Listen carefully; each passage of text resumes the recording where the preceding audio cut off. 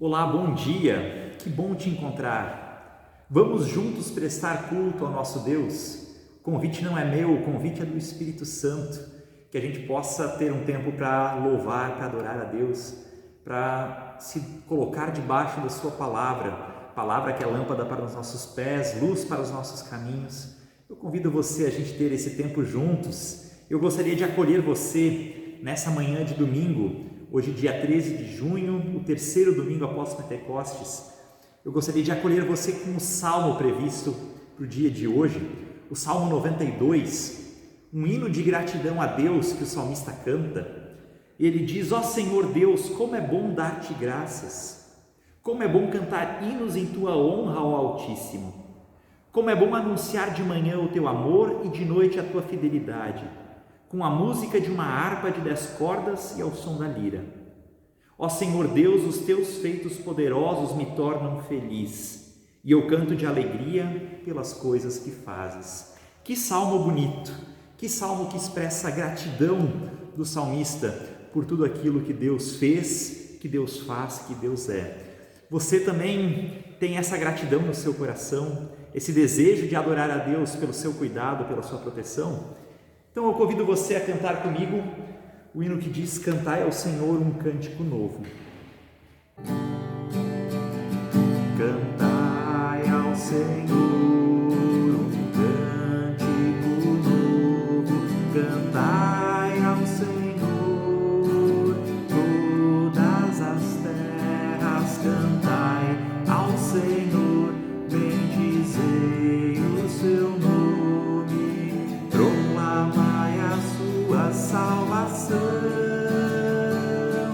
anunciai entre as nações a sua glória, e entre todos os povos as suas maravilhas, porque grande é o Senhor, muito digno de ser louvado, mais temível do que falsos deuses. Glória e majestade estão diante dele, força e formosura no seu santuário.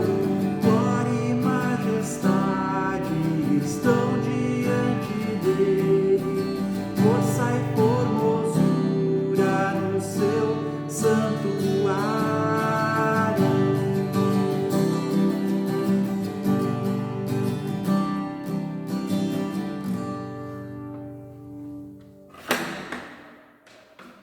No nome e na presença do Trino Deus, nós queremos celebrar esse culto e também queremos nos colocar diante dele em oração, confessando o nosso pecado. Feche seus olhos e converse com o nosso Criador. Querido Deus, em nome de Jesus, nós te damos graças porque podemos chegar na tua presença com o coração grato, Senhor, pela tua misericórdia, pelo teu amor, pelo teu cuidado sobre as nossas vidas, Senhor. Tu és um Deus que permanece fiel à aliança que tu fizeste conosco, ao amor que tu dizes ter, mesmo quando nós não conseguimos corresponder ao teu amor, Senhor. Quando nós falhamos em viver uma vida que te agrada, uma vida baseada na tua palavra, no teu querer, ainda assim, por aquilo que Cristo fez por nós na cruz, nós podemos ter a certeza de que tu nos acolhes de novo, quando nós reconhecemos o nosso erro e pedimos perdão, Senhor. Nos dá, Senhor, a certeza da tua salvação e do teu perdão, e que nessa manhã possamos celebrar cultos com coração leve e alegre na tua presença, Senhor, pelo teu perdão que tu nos ofereces. Fala conosco, nos abençoa com a tua presença, com a tua palavra, é o que nós pedimos por Cristo Jesus. Amém. Se nós confessarmos os nossos pecados, Deus é fiel e é justo para perdoar os nossos pecados e para nos purificar de toda injustiça. Eu anuncio assim o perdão para os seus pecados, em nome do Pai, do Filho e do Espírito Santo. E juntos nós queremos então bendizer a Deus pelo seu perdão e pela sua graça, cantando o hino Bendirei ao Senhor em todo o tempo. Bendirei ao Senhor em todo o tempo, em meus lábios eu louvo estará. A minha alma no Senhor segurará. Ouvirão os mansos e se alegrarão. Engrandecei o Senhor comigo, exaltemos a uma o seu nome. Busquei o Senhor que me escutou e de todos os temores me livrou.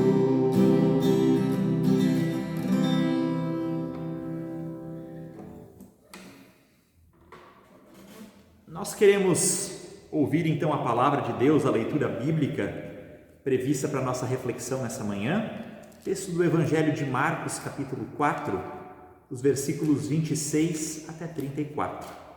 Marcos, capítulo 4, versos 26 até 34. Uma parábola que Jesus conta aos seus discípulos, e ele diz: o reino de Deus é como um homem que joga a semente na terra. Quer ele esteja acordado, quer esteja dormindo, ela brota e cresce, sem ele saber como isso acontece. É a própria terra que dá o seu fruto. Primeiro aparece a planta, depois a espiga e mais tarde os grãos que enchem a espiga. Quando as espigas ficam maduras, o homem começa a cortá-las com a foice, pois chegou o tempo da colheita. Jesus continuou: com o que podemos comparar o reino de Deus? Que parábola podemos usar para isso? Ele é como uma semente de mostarda, que é a menor de todas as sementes. Mas depois de semeada, cresce muito até ficar a maior de todas as plantas. E os seus ramos são tão grandes que os passarinhos fazem ninho entre as suas folhas. Assim, usando muitas parábolas como essas, Jesus falava ao povo de um modo que eles podiam entender. E só falava com eles usando parábolas, mas explicava tudo em particular aos seus discípulos. Até aqui, palavra de Deus que acolhemos com alegria em nosso coração. Gente querida, o nosso texto de reflexão nessa manhã são duas parábolas que Jesus conta. Eu gosto muito de parábolas. Jesus frequentemente falou por meio de parábolas, porque como bom educador, ele sabe que muitas vezes um exemplo, uma história que ilustra princípios do reino de Deus ajudam a gente a entender coisas que às vezes parecem complicadas demais. Uma história ajuda a gente a resolver, a processar e a guardar essa informação. Por isso, Jesus usou muitas vezes essa figura, parábolas, para anunciar o reino de Deus, para anunciar diferentes aspectos, diferentes mistérios do reino de Deus. E ele então, como vivia num contexto agrário, onde a maioria das pessoas estava ligada à terra, ao cultivo, ele usa em muitas das suas parábolas esses elementos: sementes, árvores, elementos da natureza. E na parábola de hoje, então, Jesus compara o reino de Deus nas duas vezes com sementes, algo que era do dia a dia das pessoas da época. Na primeira parábola que Jesus conta, ele não especifica um tipo de semente. Mas na segunda ele fala de uma semente particular, que é a semente do grão de mostarda. Você já viu um grão de mostarda? Talvez, se você ainda não viu, hoje em dia fica muito fácil de descobrir essas coisas, né? Basta ir no Google, procurar por uma imagem. Faça isso se você não conhece. Procure a imagem de um grão de mostarda. Você vai ver a maioria das fotos com alguém com um grão de mostarda na pontinha do seu dedo. E você precisa chegar muito perto para conseguir ver essa semente que é tão pequena. Jesus disse que o reino de Deus é como uma semente de mostarda, ou seja, essa semente no início ela é pequena, ela pode parecer pequena, insignificante. No entanto, se você conhece a planta da mostarda, o pé de mostarda ou a mostardeira, você vai ver que ela é uma árvore grande, frondosa, que pode chegar até mais de 3 metros de altura, e elas eram bastante comuns na região do Lago da Galileia, era uma das maiores árvores. Lá a região é de mais arbustos, e então a menor semente que era conhecida naquela época também era aquela que gera a maior árvore. E esse é o primeiro ensinamento que Jesus quer trazer para os seus discípulos, de que o reino de Deus ele pode parecer em alguns momentos pequeno, frágil, insignificante. Mas esse reino de Deus que é anunciado por Jesus, ele tem o potencial de trazer muita vida e de fazer sombra, fazer a diferença no ambiente onde ele está.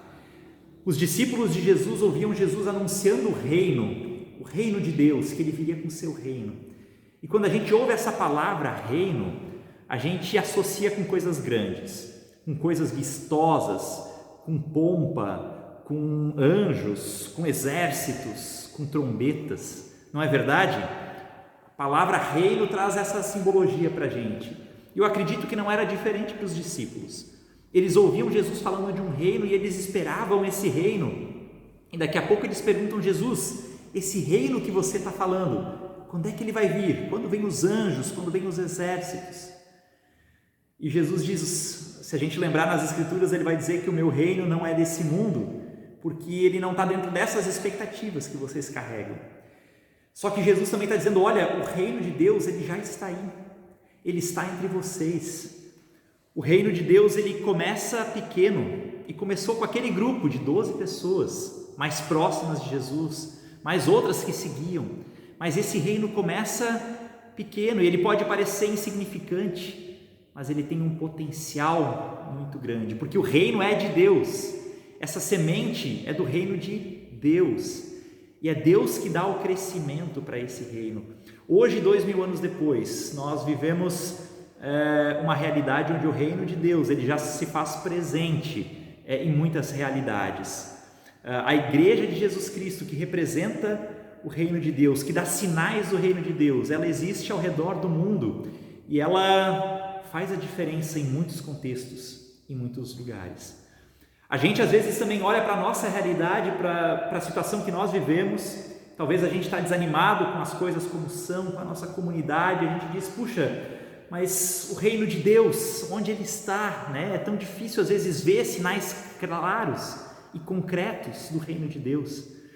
Mas Jesus nos convida a crer de que há semente sendo semeada, há a palavra de Deus sendo semeada, e no devido tempo ela vai dar o seu fruto.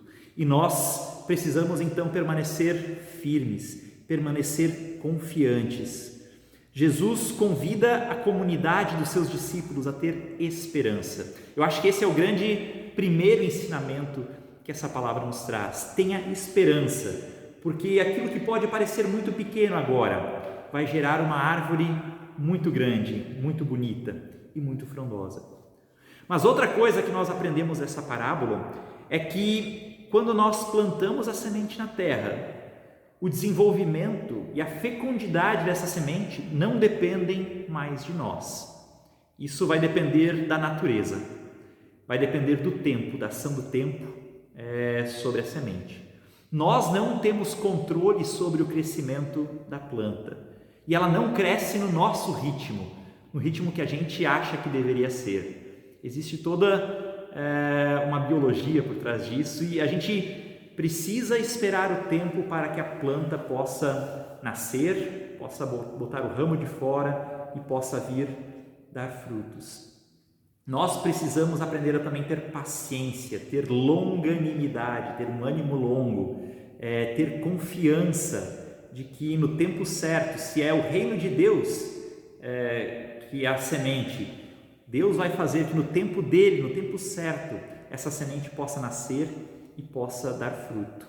E isso fala muito com a gente nos nossos tempos, porque nós vivemos num mundo, numa sociedade que está vivendo num ritmo cada vez mais acelerado, né? Com os desenvolvimentos tecnológicos que a gente vem experimentando nos últimos séculos, especialmente nesse último século, o nosso mundo ganhou muito mais intensidade.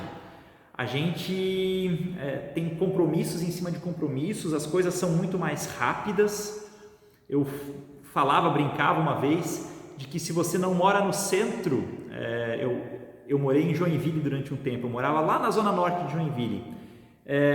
Quando eu precisava ir para o centro, eu pegava o meu carro, em meia hora eu estava lá. Há 100 anos atrás, alguém que morava na mesma região que eu e precisava ir para o centro de Joinville, cerca de uns 30 quilômetros, e só tinha cavalos, estradas não pavimentadas, era um programa de um dia inteiro, ir para o centro, resolver as coisas e voltar no final do dia. Eu, em metade de uma manhã, eu consigo fazer tudo isso, voltar, eu tenho tempo disponível, quer dizer, tudo acontece para agora, para ontem, né? Vamos dizer assim. Se o nosso celular ele já demora uns 2, 3 segundos para abrir alguma coisa, a gente já diz, nossa, que celular ruim, né? Eu preciso trocar porque tudo é muito devagar. A gente vive num mundo alucinado, num mundo rápido. E a gente espera que as coisas em relação ao reino de Deus sejam da mesma forma. Que a gente ora hoje e amanhã nossa oração já é atendida. E é engano a gente pensar que as coisas com Deus são assim. O reino de Deus tem o seu próprio tempo, tem o seu próprio ritmo.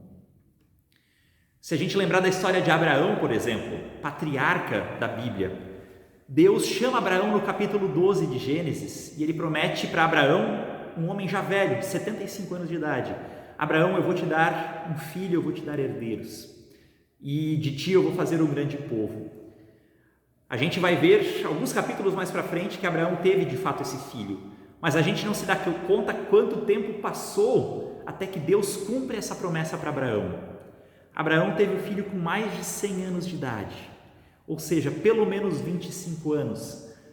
Abraão ouviu a promessa de Deus, ele teve que ser paciente, ele teve que esperar. A semente foi colocada na terra, mas ela leva o seu tempo para crescer, para frutificar. E a gente precisa aprender também isso dessa história de Jesus. A gente muitas vezes acha que as coisas vão acontecer no nosso tempo. A gente vai olhar ao nosso redor e vai dizer, mas eu não vejo frutos. E muita gente desiste de cuidar da fé, desiste da igreja antes de ver os frutos, mas não sabe que Deus no tempo certo está preparando, que as coisas foram semeadas e que às vezes é preciso gastar tempo, às vezes é preciso esperar para que isso de fato possa gerar fruto e aparecer na nossa vida. O importante é que mesmo enquanto a gente não vê os frutos do nosso trabalho, ainda assim a gente continue semeando a boa semente do Evangelho, a semente do reino de Deus. Que a gente continue a semear amor, justiça, paz, tudo aquilo que está relacionado com o reino de Deus, crendo de que no tempo certo a gente vai poder colher esses frutos e eles vão fazer diferença na vida das pessoas. Eu gostaria de terminar essa reflexão contando uma outra parábola que não foi contada por Jesus, mas é uma história que vai no mesmo sentido dessas histórias que Jesus contou e que nos ajuda a consolidar esse entendimento.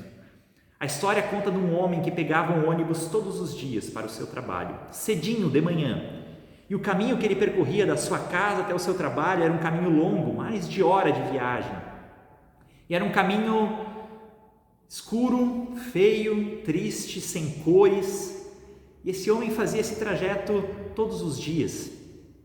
E certa vez ele reparou que uma mulher começou a pegar esse ônibus também, no mesmo horário que ele. Todos os dias ela entrava no ônibus com um pacotinho nas mãos e ela sentava junto da janela. E ela ia de vez em quando jogando alguma coisa pela janela. E ele achou isso curioso e no dia seguinte essa mulher fez a mesma coisa e no outro. Era uma rotina que ela tinha. Ela entrava alguns pontos depois dele e do pacotinho que ela trazia, ela jogava alguma coisa pela janela. Um dia esse homem não aguentou de curiosidade, ele sentou do lado da mulher e ele perguntou: o que é isso que você fica jogando para fora? E ela disse que achava também o caminho sem graça, sem cores, e ela gostava muito de flores. Então por isso ela sempre trazia sementes de flores e ela ia lançando pela janela do ônibus, na esperança de que um dia essas sementes florescessem. O homem, no primeiro momento, zomba dessa atitude da mulher e ele diz: mulher, você não sabe que a maioria dessas sementes não vai dar em nada? Elas vão cair no solo e não vão germinar, não vão gerar raízes, vão ser comida pelos pássaros, ou então vão estar no caminho e vão ser esmagadas pela roda dos carros. E ele disse: olha, o teu trabalho é inútil, é infrutífero. E essa mulher só ouviu o que esse homem disse, mas não mudou a sua atitude. Ela continuou todos os dias jogando sementes pela janela do ônibus.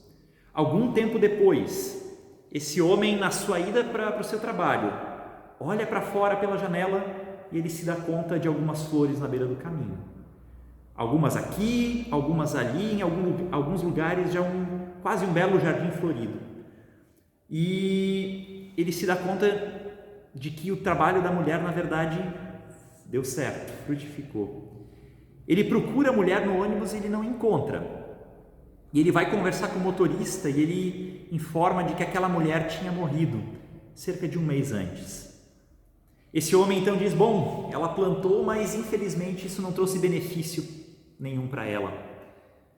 Mas assim que ele senta no seu banco, ele nota uma criança junto com a sua mãe, e a criança ia olhando pela janela do ônibus, ia dizendo: olha mãe, ali tem mais uma rosa, olha mãe, mais uma flor amarela ali naquele canto. E ele se deu conta de que aquilo que a mulher plantou era aquela criança que estava no ônibus, que estava colhendo, que estava se beneficiando. Muitas vezes os frutos semeados hoje vão abençoar a geração futura, a geração posterior. E nesse momento o homem se deu conta de que vale a pena semear boas sementes. E esse, meu irmão, minha irmã, é o desafio que Jesus nos traz. Dessa simples parábola que ele nos conta, nós somos chamados a não desistir de semear. Mesmo que às vezes a gente sinta que não tem fruto nenhum que está vindo do nosso trabalho de semeadura. Nós temos uma boa semente, que é a semente do Evangelho. E nós somos chamados a semear esses pequenos sinais do Evangelho na nossa vida, semear a palavra de Deus para aquelas pessoas que ainda não conhecem e crer que no devido tempo, conforme a graça de Deus, Ele vai dar o crescimento que essas sementes precisam. Se a semente não for semeada, se não estiver na terra, aí não tem como crescer nada. Mas se estiver na terra, Deus pode fazer grandes coisas através daquilo que for semeado. Que nós possamos viver uma vida de semeadura, semeando aquilo que nós recebemos em primeiro lugar de Deus, o seu amor, semeando graça, semeando perdão, semeando paz. Que Deus assim nos abençoe. Tem um hino muito bonito da nossa igreja que diz: há sinais de paz e de graça nesse mundo que ainda é de Deus. E nós queremos semear sinais de paz e de graça para as pessoas. Convido você a cantar comigo essa música, esse hino.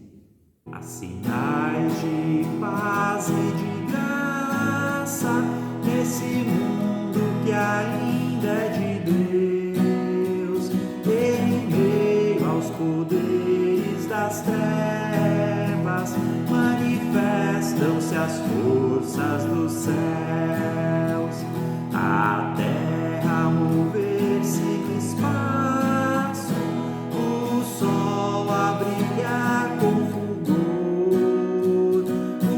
o arco estendido nas nuvens são sinais de que Deus é Senhor. O sinal mais claro e luzente foi erguido por Cristo Jesus.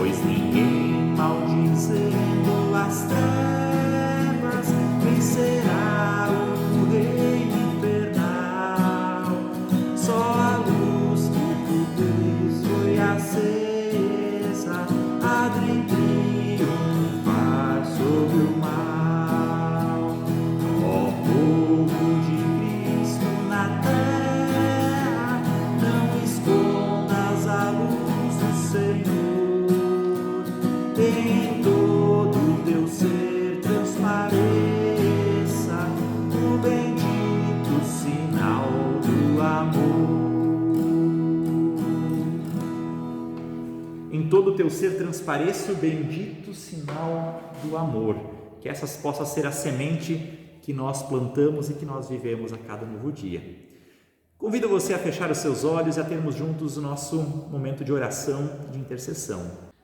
Bondoso e amado Deus, em nome de Jesus, muito obrigado porque nós podemos ver sinais de paz e de graça nesse mundo que é teu, Senhor. Obrigado que tu tens semeado, Senhor, o teu reino em nosso meio e nós podemos ver frutos de justiça, de paz, de perdão, de amor surgindo no meio da tua igreja, Senhor, em tantos lugares. Nós te damos graças porque tu com fidelidade conduz a tua igreja, Senhor, para que ela possa continuar semeando a tua palavra e continuar dando fruto. E nós queremos nos colocar, Senhor, como cooperadores nessa obra. Tu nos convidas, Senhor, a semearmos o teu evangelho no nosso coração, na nossa vida, a cada novo dia, mas também a pregarmos e lançarmos essa boa semente para que outras pessoas também possam vir a confiar e crer no teu nome, na tua palavra, Deus. Nós te pedimos que tu, ao teu tempo, possa dar crescimento para a nossa fé e que a gente possa ver frutos, Senhor, do teu agir em nosso meio. Abre os nossos olhos para perceber aquilo que tu tens feito ao nosso redor e que isso nos dê persistência, Senhor, e ânimo para continuar semeando a tua boa palavra. Senhor, nós nos colocamos ao lado daquelas pessoas que sofrem, das pessoas doentes, Senhor, pedindo a tua cura, a tua misericórdia, a tua graça sobre a vida delas, Senhor. Age com a tua mão poderosa, vem ao encontro desses que sofrem e traz a certeza da tua salvação, Senhor, a certeza da tua presença nas suas vidas. Nós te pedimos por essa semana que se inicia, colocamos aos teus cuidados cada projeto, cada plano, cada atividade que nós temos pela frente. Nos conduz, nos guia na tua graça e na tua paz. E tudo que trazemos em nosso coração, nós colocamos diante de ti, orando conforme o teu Filho Jesus ensinou. Pai nosso que estás no céu, santificado seja o teu nome. Venha o teu reino, seja feita a tua vontade, assim na terra como no céu. O pão nosso de cada dia nos dá hoje, perdoa-nos as nossas dívidas, assim como nós também perdoamos aos nossos devedores. E não nos deixes cair em tentação, mas livra-nos do mal, pois teu é o reino, o poder e a glória, para sempre. Amém. Que o Senhor te abençoe e te guarde, que o Senhor faça resplandecer seu rosto sobre ti, que ele tenha misericórdia de ti. Que sobre ti o Senhor levante o seu rosto e te dê a sua paz, hoje e sempre. Vamos na graça e na paz de Deus. Tchau, tchau.